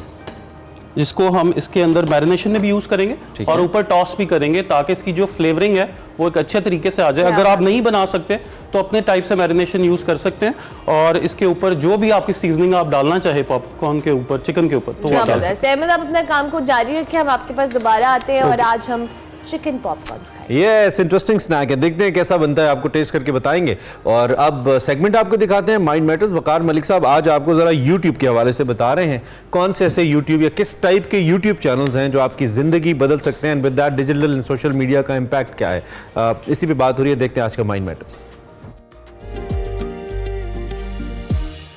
अस्सलाम वालेकुम नाज़रीन, मैं हूं वकार अहमद और आप देख रहे हैं माइंड मैटर्स। जदीद दुनिया में यूट्यूब एक ऐसा जरिया है जिसको इस्तेमाल करते हुए आप वक्त ज़ाया करने की मशीन बन सकते हैं, या फिर इसी को इस्तेमाल करते हुए इल्म के कई दरवाजे आप पर खुल सकते हैं, आइडियाज़ आप पर खुल सकते हैं। और ऐसे यूट्यूब चैनल्स मौजूद हैं जिनकी ताकत के बारे में मैं बड़े वसूख से कह सकता हूँ कि वो आपकी ज़िंदगी को तब्दील कर सकते हैं। इसी तरह का एक यूट्यूब चैनल जो है वो आपके साथ शेयर करना है। इसका नाम है फिक्शन बीस्ट। और ये जो फिक्शन बीस्ट है, इस चैनल में जाके आप कम से कम 2500 साला इंसानी तारीख से बखूबी वाकिफ़ हो सकते हैं। वो इंसानी तारीख की कई जहतें हैं, वो स्टोरी टेलिंग है यानी लिटरेचर है, वो फ़िलासफ़ी है, वो मुख्तलिफ जो बड़े मशाहिर या बड़े अदीब गुजरे हैं उनके हवाले से है, साइकोलॉजी के हवाले से अगर आप जानना चाहते हैं तो 2500 साला तारीख है। और ये तमाम चीज़ें जो हैं ये एक ही यूट्यूब चैनल पे मौजूद हैं। अब हम आते हैं फ़िलासफ़ी की तरफ। तो फ़िलासफ़ी की जो 2500 साला तारीख है वो 2 घंटे 34 मिनट में बताई गई है। 2 घंटे 34 मिनट में एटलीस्ट आप तमाम अप्रोचेस से वाकिफ़ हो जाते हैं, फ़लसफ़े के स्कूल से वाकिफ़ हो जाते हैं, बड़े आइडिया से वाकिफ़ हो जाते हैं और इन्फ्लुएंशियल जो फ़िलासफ़र्स रहे हैं उनके कामों से और उनके नामों से वाकिफ़ हो जाते हैं। फ़िलासफ़ी में ऑन्टोलॉजी क्या है, या एपिस्टेमोलॉजी क्या है, या रैशनलिज्म क्या है, एम्पिरिसिज्म क्या है, ह्यूमनिज्म क्या है, यूटिलिटेरियनिज्म क्या है, एग्जिस्टेंशियलिज्म क्या है, या पोस्ट मॉडर्निज्म क्या है, या एग्जिस्टेंशियलिज्म और पोस्ट मॉडर्निज्म जो है इसके दरमियान में हम कैसे कंपैरिजन कर सकते हैं। ये तमाम इज़म्स वो हैं जिन्होंने ना सिर्फ इंसानी माशरत पर बड़ा गहरा असर डाला बल्कि इंसानी अदब पर बहुत गहरा असर डाला और बड़े बड़े राइटर्स को इन्फ्लुएंस किया और पूरी की पूरी तारीख़ का धारा तब्दील किया है। और ये जो फ़लसफ़ा है, इसकी जो 2500 साल तारीख़ है, ये जो तमाम अरूज ज़वाल की जो कहानियाँ हैं और फ़लसफ़ा कैसे बाद में यतीम होता है और फिर फ़लसफ़े के अंदर जो मैटर है वो फिज़िक्स ले जाती है, जो साइकोलॉजी माइंड का मामला जो है वो उस तरफ डील होना शुरू हो जाता है। तो मॉडर्न फ़िलासफ़ी के पास अब क्या है और उसको क्या करना चाहिए, ये तमाम मुबाहिस भी इसमें मौजूद है। इसी तरह तकरीबन 2700 साल तारीख़ है साइकोलॉजी की, जो कि 5 घंटे 14 मिनट पर मुश्तमिल ये वीडियो है। ये ज़रूर देखिए, 5 घंटे में तकरीबन 2700 साल जो तारीख़ है साइकोलॉजी को के हवाले से, माइंड के हवाले से, यानी इंसान ने कैसे समझा कि ये माइंड और कॉन्शियसनेस और फिर जो एग्जिस्टेंस का जो सबसे बड़ा सवाल है, इसके हवाले से जो बड़े सवालात पैदा हुए या उसके जवाबात के लिए जो भी कोशिशें की गई। और उसके बाद ये बात फ्राइड तक आ जाती है और किस तरीके से फिर डिफरेंट साइकोलॉजी की जो स्कूल्स हैं उन्होंने कैसे काम किया और उन्होंने कैसे इन्फ्लुएंस किया हमारे ओवरऑल जो कवानीन हैं या माशरत है उसको। फिर इसके बाद स्टोरी टेलिंग के हवाले से 4000 साल तारीख है जो कि 4 घंटे की वीडियो है और ये आपने ज़रूर देखनी है। उसकी वजह यह है कि इंसानी ज़िंदगी में स्टोरी का सबसे अहम तरीन किरदार रहा है कहानी का। और यहाँ तक कहा जाता है कि लैंग्वेज जो है वो इंसान ने कहानी सुनाने के लिए सीखी और कहानी एक ऐसी मौसर चीज़ थी कि हर कोई कोई एक्स्ट्राऑर्डिनरी चीज़ बताना चाहता था, जिसकी वजह से ये जो लैंग्वेज है ये इतना बड़ा फिनोमेना जो हमारे सामने नज़र आता है ये भी इसी की पैदावार है। तो स्टोरी टेलिंग जो है उसकी जो पूरी तारीख़ है और यूनानियों से होते हुए और उसके बाद यूरोप और फिर ईस्टर्न और वेस्टर्न, ये तमाम तारीख़ को लेते हुए और आज के दौर तक जितने बड़े स्टोरी टेलर्स हैं, जितना बड़ा लिटरेचर और फिर लिटरेचर के अंदर मुख्तलिफ जो मूवमेंट्स रहीं और उन मूवमेंट्स ने किस तरीके से इंसानी माशरत पर असर डाला, ये तमाम चीज़ें भी आपको इस वीडियो के अंदर मिल जाएंगी। फिर बहुत सारे मुख्तसर वीडियोस भी हैं, वो बहुत ही कमाल हैं। यानी दोस्तों जिसकी कुछ इस तरह यहाँ पे डिस्कस किया गया है कि मिसाल के तौर पे एक उनकी वीडियो है बी ए फूल। अब बी ए फूल जो है ये इस लिहाज से अहम है क्योंकि जितने भी उनके हीरोज़ हैं या लीडिंग करेक्टर्स हैं दोस्तोयेव्स्की के नावलों में, वो तमाम के तमाम बेवकूफ़ से हैं, गो कि वो इंतहाई ज़हीन भी हैं। क्या वजह है कि दोस्तोयेव्स्की जो है वो अपने नावलों में एक बड़ा आदमी जो है उसको एक फूल बना के पेश करते हैं, गो कि वो इंतहाई ज़हीन होता है। उसके बाद ये तमाम जो बड़े बड़े राइटर्स हैं, इन तमाम को पढ़ना ये मैं समझता हूँ कि बिल्कुल ही एक नामुमकिन सी बात है। इंसानी ज़िंदगी की जो तहदीदात हैं या इंसानी ज़िंदगी जिस तरह महदूद है, उसको अगर हम पेश नज़र रखें तो तमाम लिटरेचर पढ़ना ये मुश्किल है। लेकिन एक चीज़ तो आप कर सकते हैं कि मिसाल के तौर पे काफ्का की फ़िक्र क्या थी या एल्बर्ट कामू की फ़िक्र क्या थी, वो उसके बुनियादी आइडियाज़ क्या हैं, इनके बारे में तो आपको आगाही होनी चाहिए। तो इस हवाले से भी जो फिक्शन बीस्ट है ये बहुत ही एक ज़बरदस्त किस्म का एक प्लेटफॉर्म है। फिर जिस तरह आयन रैंड है तो उसके हवाले से यहीं पे आपको एक वीडियो मिलेगी कि 7 लेसन्स ऑफ लाइफ, तो एटलीस्ट आप आयन रैंड की बुनियादी फ़िक्र या बुनियादी फ़लसफ़े से वाकिफ़ हो जाते हैं। फिर इसी तरह जो रशियन लिटरेचर इज़ इनसेन, 3 घंटे 40 मिनट की ये वीडियो है, लेकिन कमाल है कि रशियन लिटरेचर जो है वो इनसेनिटी की हद तक ना सिर्फ पॉपुलर हुआ बल्कि उसके अंदर जो एक स्ट्रेंथ है उसके हवाले से इसमें डिस्कशन है। एक और मामला भी है वो ये कि आलमी अदब में क्या कुछ लिखा जा रहा है, ये हम बहुत कम इससे वाकफियत रखते हैं।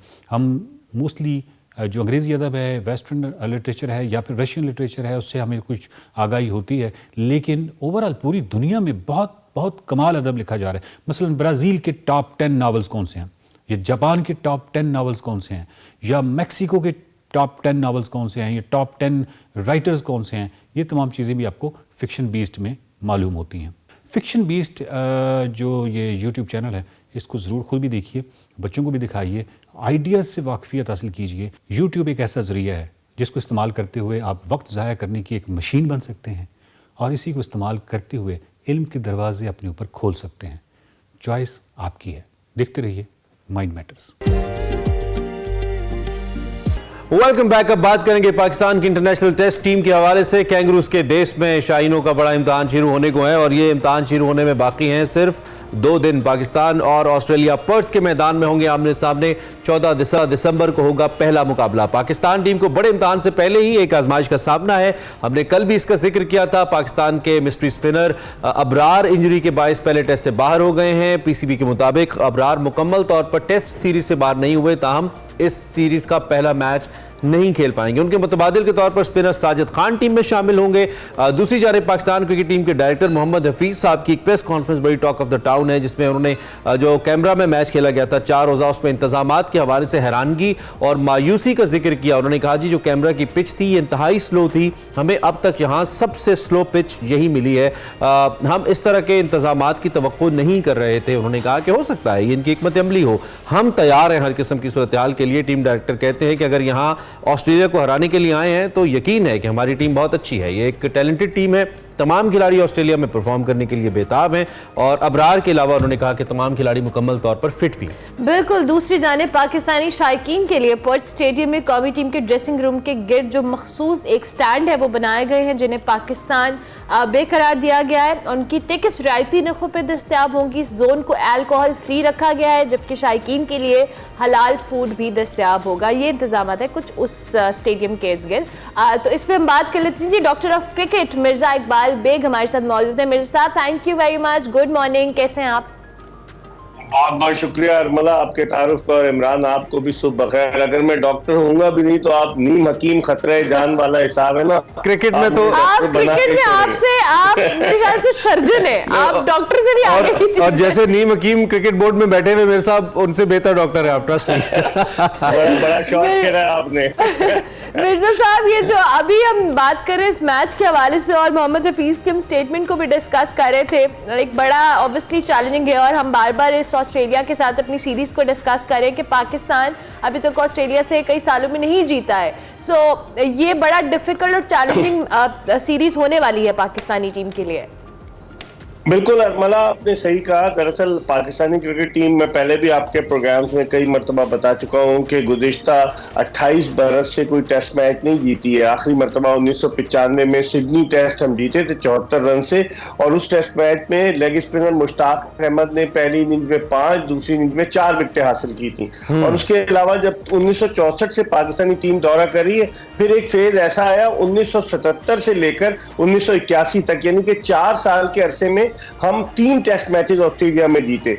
77 का सिडनी टेस्ट, फिर 79 का मेलबर्न टेस्ट जहां सरफराज नवाज ने गेंद को घुमाना शुरू कर दिया था, और फिर उसके बाद आखिरी उस जावेद मियांदाद की कप्तानी में हम जो जीते 81। तो इससे आप अंदाजा लगा लें कि पाकिस्तानी टीम को ऑस्ट्रेलिया में मुश्किलात होती हैं। अब आपने इमरान ने जिस तरह कहा, लेग स्पिनर अबरार अहमद जो है वो अब अनफिट हो गए। साजिद खान को भेजा गया है, आज वो दुबई से बरास्ता दुबई जो है वो ऑस्ट्रेलिया रवाना हो जाएंगे। लेकिन सवाल ये पैदा होता है कि पाकिस्तान में लंबी बॉलिंग कौन करेगा, क्योंकि आपकी बॉलिंग पे बड़ा प्रेशर है। इमरान सिर्फ शाहीन शाह अफरीदी, उनको T20 भी खेलना है, वर्ल्ड कप भी खेलना है, तो वो अकेला बोझ उठा लेंगे पाकिस्तान की बॉलिंग का। और उनके साथ हसन अली है जिनका कुछ पता नहीं होता। तो मेरे ख्याल में हमारी कमजोर बॉलिंग है, और हफीज ने तो साइकोलॉजिकली एक प्रेशर डालने की कोशिश की है क्रिकेट ऑस्ट्रेलिया पर, हालांकि ऐसा होता नहीं।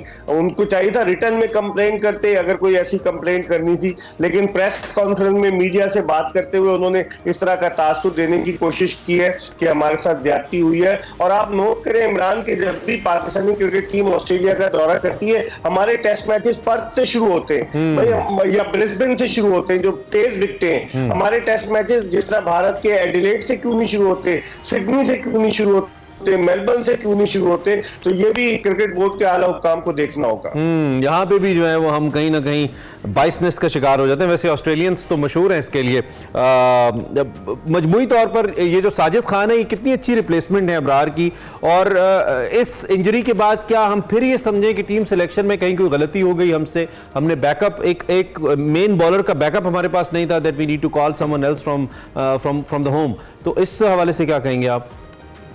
बिल्कुल आप सही कह रहे हैं कि लेग स्पिनर एक था जाहिद महमूद, उसको खिलाया वो इतना इंप्रेसिव नहीं रहा। और उसके अलावा साजिद खान 7 टेस्ट मैचेस खेल चुके हैं साजिद खान, और उनकी 22 टेस्ट मैचेस में, और ज्यादातर विकेटें उनकी बांग्लादेश के खिलाफ थी। और लास्ट ईयर वो आखिरी जब ऑस्ट्रेलिया के खिलाफ सीरीज थी वो खेले थे, इतने इंप्रेसिव नहीं रहे थे। मेरे ख्याल में उनको इसलिए भेजा गया है कि ऑस्ट्रेलियाई टीम में लेफ्ट हैंडेड बैट्समैन बहुत ज्यादा है, तो ऑफ स्पिनर जो है लेफ्ट हैंडेड बैट्समैन के लिए मुश्किलात पैदा करे। लेकिन सवाल ये पैदा होता है कि क्या साजिद खान जाते ही खेलेंगे, नामुमकिन नजर आ रहा है। मुझे तो लग रहा है ये नुमान अली को खिलाएंगे। सईद अजमल के लिए कितना मुश्किल है, सईद अजमल जो कि स्पिन को कोच कर रहे हैं। अब सईद अजमल देखे कितना काम करते हैं साजिद खान पर, कि उनके कुछ टेक्निकल फ्लॉज थे साजिद खान के। मैंने तौसीफ अहमद जो साबिक टेस्ट ऑफ स्पिनर है उनसे भी डिस्कस किया था, वो भी ये कह रहे थे अब सईद अजमल के लिए वो वक्त आ गया है कि वो रोजी हलाल करें और इनको ज्यादा से ज्यादा अच्छे तरीके से गाइड करें। शेख सईद अजमल। अच्छा साहब, ये तो होगी इस ऑस्ट्रेलिया के साथ जो मेंस टीम है उसके हवाले से। अभी हमारी खवातीन भी बड़ा जबरदस्त परफॉर्म किया। अभी तक उन्होंने जो T20 सीरीज जो जीती है न्यूजीलैंड के खिलाफ, अब कल हमने अभी बल्कि इनफैक्ट इस ट्रॉफी की जो रिवील करने के मनाजिर भी दिखाए हैं। आप कैसे देख रहे हैं आप पाकिस्तानी विमेन टीम को? कितना अच्छा एक्सपेक्टेशंस हम रखें उनसे अच्छी कि ये इस सीरीज को भी सही अच्छे से जीतेंगी?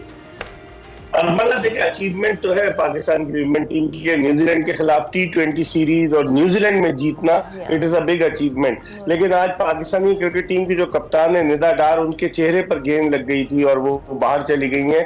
तो वो अब देखेंगे वो फिट होती है नहीं। निदा डार गुजरांवाला से उनका ताल्लुक है और वो जिस तरीके की परफॉर्मेंस दे रही थी तो टीम को उन्होंने काफी बूस्ट किया हुआ था। लेकिन अब देखते हैं कि वो कितनी फिट होती है। बहरहाल पाकिस्तान की विमेन टीम अच्छा परफॉर्म कर रही है। विमेन टीम में पॉलिटिक्स भी आई, सब कुछ हुआ, लेकिन उसके बावजूद ये परफॉर्मेंस जो है, इसको hats off to this performance के इन्होंने बड़ी जबरदस्त कारकर्दगी दिखाई। बिल्कुल ठीक है। और दूसरी तरफ हमारी जूनियर टीम ने, हमारी अंडर 19 टीम ने बड़ा कमाल कर दिया, रिवायती हरीफ भारत को हरा दिया और बहुत प्रॉमिसिंग विन एक पाकिस्तान के हिस्से में आई। और आज भी इनफैक्ट अभी मैच जारी है जब मैं आपसे बात कर रहा हूँ। रिपोर्टेडली अफगानिस्तान ने टॉस जीतकर पहले बॉलिंग करने का फैसला किया है। तो इसको आप कैसे देख रहे हैं मिर्जा साहब, इस पहली जीत को, एंड देन आज के इस मैच के ऊपर आपकी क्या राय है, क्या तज्जिया?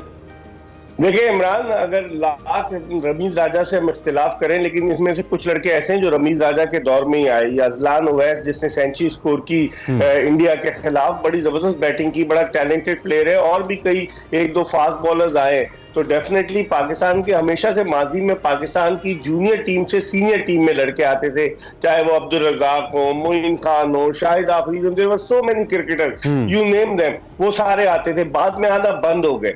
अब बाबर आजम भी अंडर 19 से आए, लेकिन अब चूंकि अंडर 19 के टूर्स फ्रीक्वेंटली हो रहे हैं, तो इसलिए एडवांटेज है। मैं समझता हूँ पाकिस्तान अफगानिस्तान को हरा देगा, क्योंकि 50 ओवर्स की क्रिकेट में अफगानिस्तान का इतना एक्सपीरियंस नहीं है, चाहे वो सीनियर लेवल हो चाहे जूनियर लेवल हो। तो मैं समझता हूँ पाकिस्तान के लिए एक अच्छा मौका है। और फिर वर्ल्ड कप भी हो रहा है, आपको पता है अगले साल शुरू में साउथ अफ्रीका में, तो पाकिस्तानी टीम जो है वर्ल्ड कप खेलने जाएगी, अच्छा परफॉर्म करेगी, तो definitely their morale will be high. हाँ इंशाल्लाह। अच्छा, getting back to team director साहब, उन्होंने जिस मायूसी का इजहार किया कैमरा की स्लो पिच के ऊपर, और आपने भी कहा कि ये पाकिस्तान के साथ ही ऐसा क्यों होता है वेन्यूज को लेकर। जो हेड कोच हैं मेजबान टीम के एंड्रयू मैकडोनल्ड, उनकी एक स्टेटमेंट में पढ़ रहा हूं कि ये ऑस्ट्रेलियाई हिकमत अमली का हिस्सा था, अब हम बाउंसी विकेट्स के ऊपर पाकिस्तान को काबू करेंगे।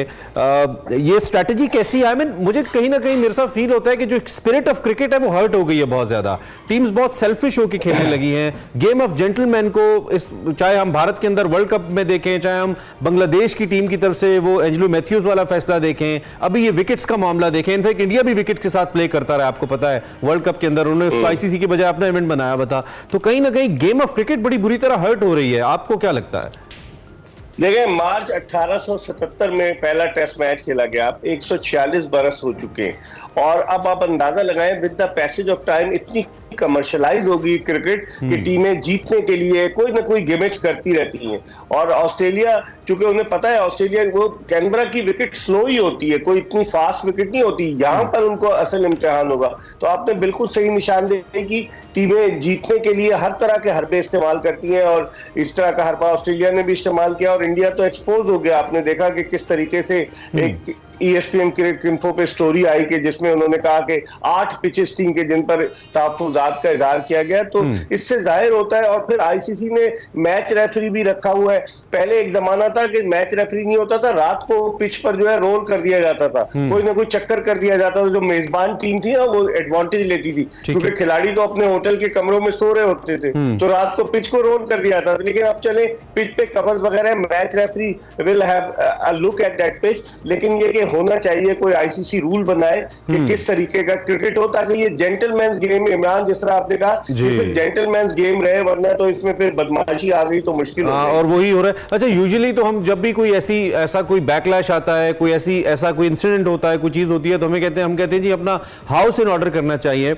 हम अपना हाउस इन ऑर्डर कर चुके हैं। मैं जो पाकिस्तान क्रिकेट बोर्ड की एडमिनिस्ट्रेशन है या मैनेजमेंट है या वो 16-17 रुकनी स्क्वाड है जिसके बारे में मुसलसल बात करें, क्या हमने वो उस एंड के ऊपर भी हमने एक अच्छी टीम बना ली है अब जो आगे जाके पाकिस्तान के क्रिकेट को डिफेंड कर पाएगी, हमारा मौकिफ दुनिया के सामने बेहतर रख पाएगी एज अ क्रिकेटिंग नेशन? या लगता है आपको कि नहीं, आगे मजीद अभी इश्क इंतहा और भी है, मजीद अखाड़ पे छाड़ होनी है? बिल्कुल, आगे आगे देखिए होता है क्या। अभी तो 1 साल हो रहा है एडवोकेजम पर, और आपने कहा अपने हाउस को ऑर्डर किया जाए। कल पूरा हाउस प्राइम मिनिस्टर हाउस गया हुआ था, आपने तस्वीर देखी होगी कि पाकिस्तान क्रिकेट बोर्ड का पूरा ऑर्डर ही हो गया हाउस ऑर्डर पे प्राइम मिनिस्टर हाउस गया था। तो वहां जाके मुलाकात तो हुई है। अब मजे की बात है कि वहाब रियाज साहब जो चीफ सेलेक्टर है वो चेयरमैन साहब के बराबर में बैठे हुए थे। वो क्या ब्रीफ करने गए थे, मैं तो हैरान होता हूँ। और सुनने में ये भी आ रहा था कि शायद जूम मीटिंग अरेंज करा रहे थे ये लोग। अच्छा। भाई वहाँ ऑस्ट्रेलिया से शान मसूद आए, वो तारीफ कर रहे हैं क्रिकेट बोर्ड की वर्किंग की, मोहम्मद हफीज आए वो तारीफ करें, लेकिन ऐसा हुआ नहीं। अभी सुबह मेरी नजर से गुजरा है, पीसीबी के ऑफिशियल पेज पे लगा हुआ था कुछ, नसीम शाह भी कुछ टिप्स दे रहे थे नए लड़कों को, ऐसी भी कुछ विजुअल्स आए हैं। ये जूम मीटिंग वहां से वहां चली गई है।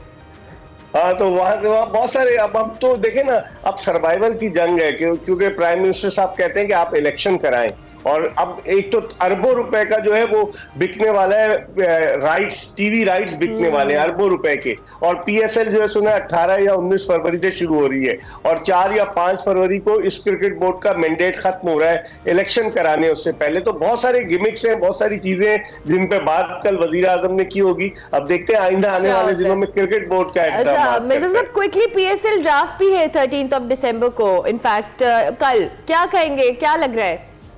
देखिए अरमल, आपकी टॉप के क्रिकेटर्स तो नहीं आ रहे, ये बड़ी डिसअपॉइंटिंग बात है। और पहले तो ये जॉय ट्रिप के लिए दुबई में कराना चाह रहे थे शुरू के मैचेस, लेकिन बाद में फ्रेंचाइजीज ने इतराज किया। फिर सबसे बढ़कर पेशावर में मैचेस नहीं हो रहे, पेशावर में मैचेस होने चाहिए। तो अब ड्राफ्ट में टॉप के क्रिकेटर्स तो है नहीं, जो भी है उनसे हमें फिर हम उन्हीं के साथ डील करना होगा। हाँ, अब देखें क्या होता है, लेकिन लोगों की इंटरेस्ट तो है ना। PSL 9 है, 2016 से शुरू हुई, जब से शुरू हुई मैंने हर PSL कवर किए, तो अब देखें कि क्या होता है इस PSL में। चलें sir, thank you very much Mirza Iqbal Baig साहब, आप हमारे साथ और PSL 9 के हवाले से, पाकिस्तान के ऑस्ट्रेलिया टूर के हवाले से और पाकिस्तान विमेन टीम के हवाले से एंड विद दैट अंडर 19 के हवाले से भी हमने सब कुछ ही कवर कर लिया। क्या बात है। ब्रेक के बाद वापस आते हैं।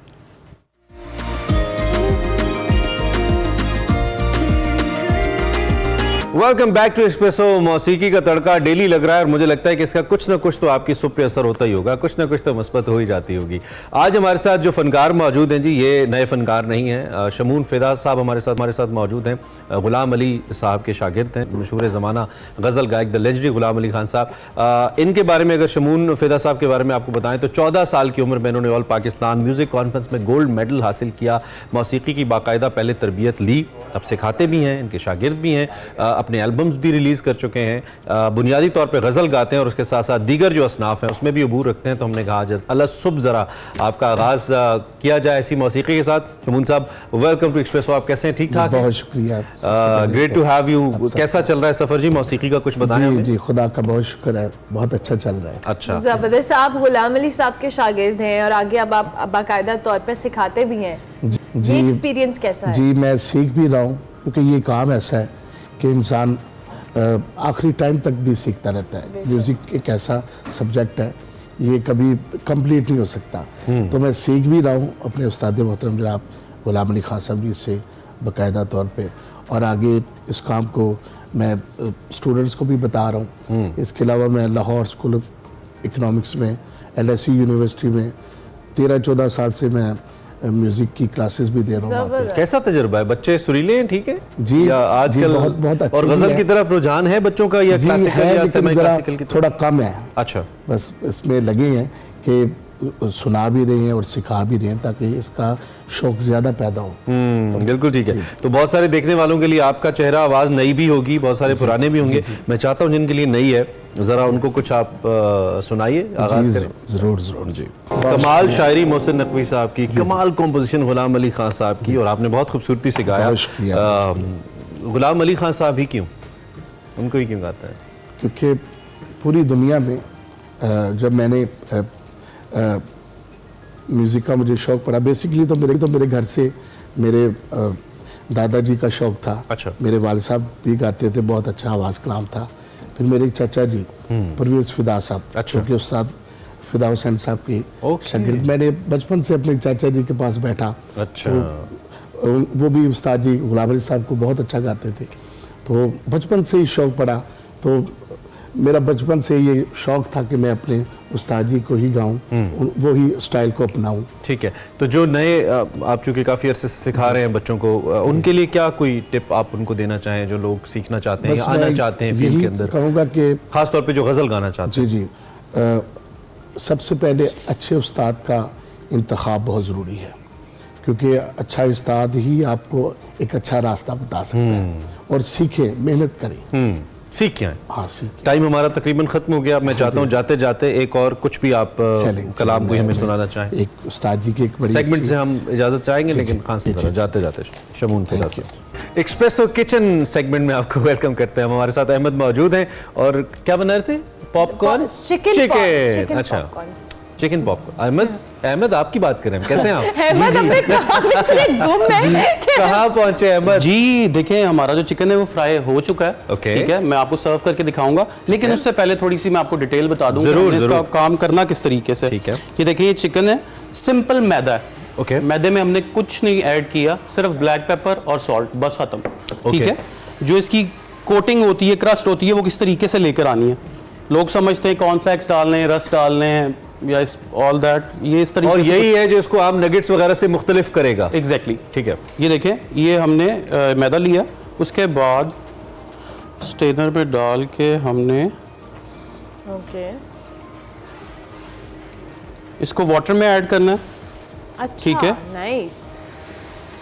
इसमें लोग कहते हैं कि इसकी क्या टेक्निक है अहमद? इसके जो एक्सेस ऑफ मैदा है वो हट जाएगा और जो एक कोटिंग दोबारा पकड़ने के लिए वो तैयार हो जाएगा चिकन।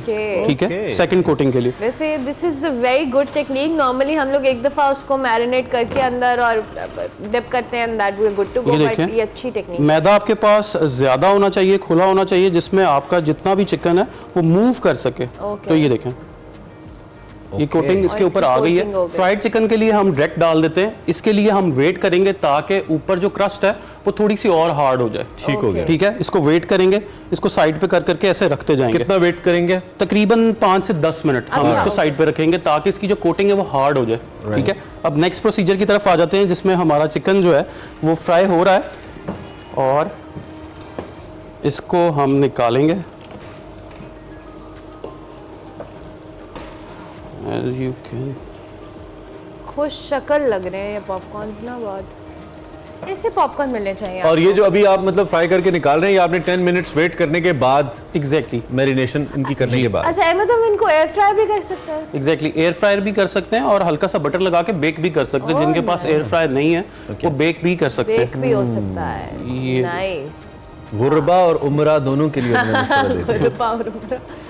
तो साथ साथ जरा इसकी वो कॉस्ट इकोनॉमी भी बताते हैं। कॉस्ट इकोनॉमी में फिर कहूँगा, इसके लिए आपको सिर्फ जो है वो चिकन ही चाहिए। मैदा और बाकी चीजें जो हैं वो हमारे घर के अंदर पड़ी होती है। ऐसा कोई भी नहीं घर होगा जिसके अंदर ये चीजें नहीं होंगी। और ये जो मैरिनेशन के लिए बताई थी, इसमें भी बहुत सारी चीजें अवेलेबल होती हैं घर पे। एग्जैक्टली। और अगर आपके पास कि आप स्नैकिंग के लिए इतने महंगे चिकन पकोड़े खरीद के बेकरी से लेके आए या किसी दुकान से, आप इसको घर में बनाएं। बाहर भी आपको 30 to 35 मिनट्स वेट करना पड़ जाता है और घर इधर भी आप जो है वो 40 मिनट्स में बना सकते हैं। एग्जैक्टली। और बच्चों के लिए भी बड़ा अच्छा है ना, बच्चों के लिए हेल्दी है और अगर आप एयर फ्राई कर लेंगे तो ज्यादा हेल्दी है। ठीक है। So we have 1 minute left Ahmed. I hope हम 1 मिनट के अंदर अपनी ड्रेसिंग रेडी कर लेंगे। ये हमारा चिकन आ गया, पॉपकॉर्न चिकन। ये देखिए पेरी पेरी मैरिनेशन जो सीजनिंग मैंने आपको बताई थी, ये इसके ऊपर, जिससे ये डिश लगेगी प्यारी प्यारी। To toss it after peri peri. Oh yeah, ठीक है। और थोड़ी सी स्लाइटली, और इसके साथ जो है मैंने हनी मस्टर्ड सॉस बनाया है, जिसमें मैंने मायोनीज, हनी और मस्टर्ड का यूज किया विद ब्लैक पेपर। वाओ, क्या बात है, वेरी नाइस। मजा आ रहा है मुझे देख के ना। मैं खाऊंगी, मुझे इस बात की बहुत खुशी हो रही है। I am already very excited. ये हमारी जो है, अरे वाह, चिकन चेक करें जी, दिखाएं। अगर आप फ्राई करने के बाद थोड़ा सा इसको और बेक अगर थोड़ा सा कैमरे की तरफ इसको बेक कर लें, उससे क्या होगा अहमद? उससे जो इसकी जो क्रस्ट है ना, उससे एक तो ऑयल जो कम हो जाएगा और इसके हार्डनेस है ना, क्रंचीनेस, वो ज्यादा देर तक बरकरार रहेगी। Brilliant brilliant brilliant. कंपैरेटिवली कि आप जो है वो इसको थोड़ी देर रखते हैं तो थोड़ा सा जरा सॉगीनेस का जो है वो चांसेस होते हैं। So this is you call popcorn chicken. Ahmed ने हमें बताया कि भाई मैदा, बाकी चीजें, ब्लैक पेपर वगैरह घर पे पड़ा होता है, सिर्फ चिकन लेके आइए। रेसिपी आपको बता दी है, बनाइए और खुद भी खाइए, और हो सकता है तो हमें भी भिजवा दीजिए कभी मूड हो, बच्चों को भी खिलाइए। It was such an easy recipe. हमारा एक्सप्रेसो किचन खुला है, आप ऑनलाइन ऑर्डर्स प्लेस कर सकते हैं। डिलीवरी की गारंटी नहीं है। चलिए जनाब, कल फिर मिलेंगे, हमें इजाजत दीजिए। तब तक अपना ख्याल रखिए। अल्लाह हाफ़िज़।